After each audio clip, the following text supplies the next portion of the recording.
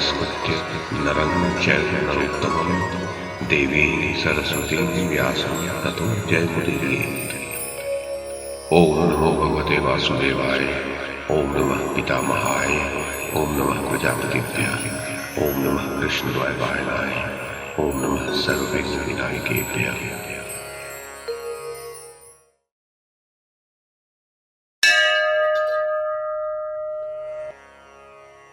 संजय ने कहा, महाराज धृतराष्ट्र, शूरवीर पांचालों और सोमकों को भागते देख धृष्टद्युम्न ने रण क्षेत्र में अश्वत्थामा पर धावा किया।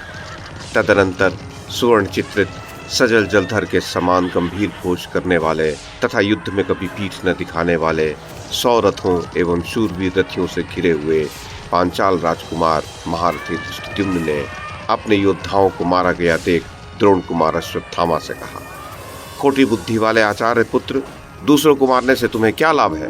यदि शूर हो तो रण क्षेत्र में मेरे साथ भिड़ जाओ। इस समय मेरे सामने खड़े तो हो, मैं अभी तुम्हें मार डालूंगा। भरत श्रेष्ठ, ऐसा कहकर प्रतापी धृष्टद्युम्न ने मर्मभेदी एवं पैने बाणों द्वारा आचार्य पुत्र को आहत कर दिया। सुवर्णमय पंख और स्वच्छ धार वाले सबके शरीरों को विदीर्ण करने में समर्थ वे शीघ्रगामी बाण श्रेणीबद्ध होकर अश्वत्थामा के शरीर में वैसे ही घुस गए जैसे मधु के लोभी उद्दाम भ्रमर पुष्पित हुए वृक्ष पर बैठ जाते हैं। उन बाणों से अत्यंत आहत होकर मानी द्रोण कुमार पैरों से कुचले गए सर्प के समान अत्यंत कोपित हो उठा और हाथ में बाण लेकर संभ्रम रहित होकर इस प्रकार बोला, धृष्टद्युम्न, स्थिर होकर 2 घड़ी और प्रतीक्षा कर लो, तब तक मैं तुम्हें अपने पैने बाणों द्वारा यमलोक भेज देता हूँ। शत्रुवीरों का संहार करने वाले अश्वत्थामा ने ऐसा कहकर शीघ्रता पूर्वक हाथ चलाने वाले कुशल योद्धाओं की भांति अपने बाण समूहों द्वारा धृष्टद्युम्न को सब ओर से आच्छादित कर दिया। समरांगण में अश्वत्थामा द्वारा पीड़ित होने पर रण दुर्मत पांचाल राजकुमार धृष्टद्युम्न ने उसे वाणी द्वारा डांट बताई और कहा, दुर्बुद्धि ब्राह्मण, क्या तू मेरी प्रतिज्ञा और उत्पत्ति का वृत्तांत नहीं जानता? निश्चय ही मुझे पहले द्रोणाचार्य का वध करके फिर तेरा विनाश करना है। इसलिए द्रोण के जीते जी अभी युद्ध स्थल में तेरा वध नहीं कर रहा हूँ। दुर्मते, प्रभात होने से पूर्व ही आज इसी रात्रि में तेरे पिता का वध करके उसके पश्चात तुझे युद्ध स्थल से प्रेतलोक में भेज दूंगा।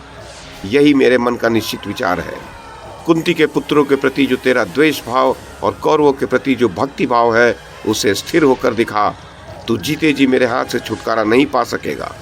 जो ब्राह्मण ब्राह्मणत्व का परित्याग करके क्षत्रिय धर्म में तत्पर हो, जैसा कि मनुष्यों में अधम तू है, वह सब लोगों के लिए वध्य है। नरेश्वर, द्रुपद कुमार के इस प्रकार कठोर वचन कहने पर द्विजश्रेष्ठ अश्वत्थामा को बड़ा क्रोध हुआ और उसने कहा, अरे खड़ा रह, खड़ा रह। उसने धृष्टद्युम्न की ओर इस प्रकार देखा मानो अपने नेत्रों के तेज से उन्हें दग्ध कर डालेगा। साथ ही सर्प की भांति फुफकारते हुए अश्वत्थामा ने उन्हें अपने बाणों द्वारा ढक दिया।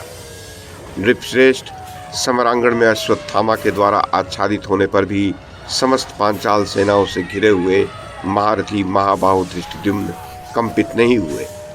उन्होंने अपने बल पराक्रम का आश्रय लेकर अश्वत्थामा पर नाना प्रकार के बाणों का प्रहार किया। वे दोनों महाधनुर्धर वीर अमर्ष में भरकर एक दूसरे पर चारों ओर से बाणों की वर्षा करते और उन बाण समूहों द्वारा परस्पर पीड़ा देते हुए प्राणों का दाव लगाकर रणभूमि में डटे रहे। अश्वत्थामा और धृष्टद्युम्न के उस घोर एवं भयानक युद्ध को देखकर सिद्ध, चारण तथा वायुचारी गरुड़ आदि ने उसकी भूरी भूरी प्रशंसा की। वे दोनों अपने बाण समूहों से आकाश और दिशाओं को भरते हुए उनके द्वारा महान अंधकार की सृष्टि करके अलक्ष्य होकर युद्ध करते रहे। उस रण क्षेत्र में धनुष को मंडलाकार करके वे दोनों नृत्य सा कर रहे थे। एक दूसरे के वध के लिए प्रयत्नशील होकर समस्त प्राणियों के लिए भयंकर बन गए थे। वे महाबाहु वीर समरांगण में समस्त श्रेष्ठ योद्धाओं द्वारा सहस्रों बार प्रशंसित होते हुए शीघ्रता पूर्वक और सुंदर ढंग से विचित्र युद्ध कर रहे थे। वन में लड़ने वाले 2 गजों के समान उन दोनों को युद्ध में जागरूक देखकर दोनों सेनाओं में तुमुल हर्षनाद छा गया। सब ओर सिंहनाद होने लगा। सैनिक शंख ध्वनि करने लगे तथा सैकड़ों एवं सहस्रों प्रकार के रणवाद्य बजने लगे। कायरों का भय बढ़ाने वाले उस तुमुल संग्राम में 2 घड़ी तक उन दोनों का समान रूप से युद्ध चलता रहा।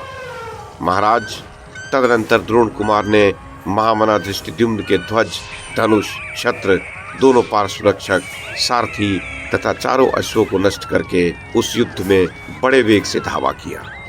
अनंत आत्मबल से संपन्न अश्वत्थामा ने झुकी हुई गांठ वाले सैकड़ों और सहस्त्रों बाणों द्वारा उन समस्त पांचालों को दूर भगा दिया।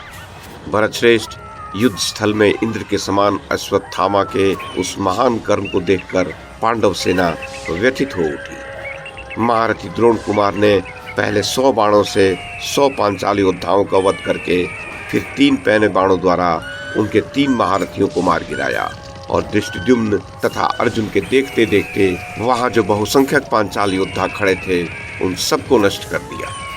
समर भूमि में मारे जाते हुए पांचाल और संजय सैनिक अश्वत्थामा को छोड़कर चल दिए।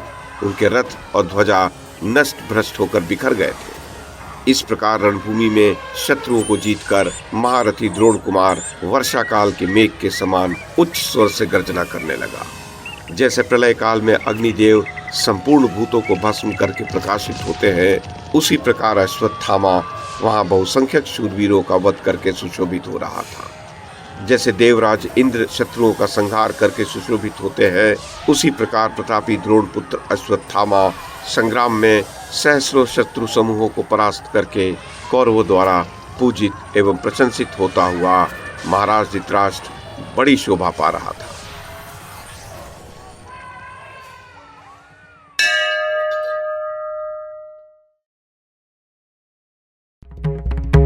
YouTube के माध्यम से महाभारत की कथा को एक श्रृंखला के रूप में प्रस्तुत करने का हमारा ये प्रयास यदि आपको सराहनीय लगा हो तो कृपया इस कड़ी को लाइक और शेयर करें, चैनल को सब्सक्राइब करें और बेल आइकन को दबाएं। साथ में अन्य लोगों को भी देखने के लिए प्रेरित करें।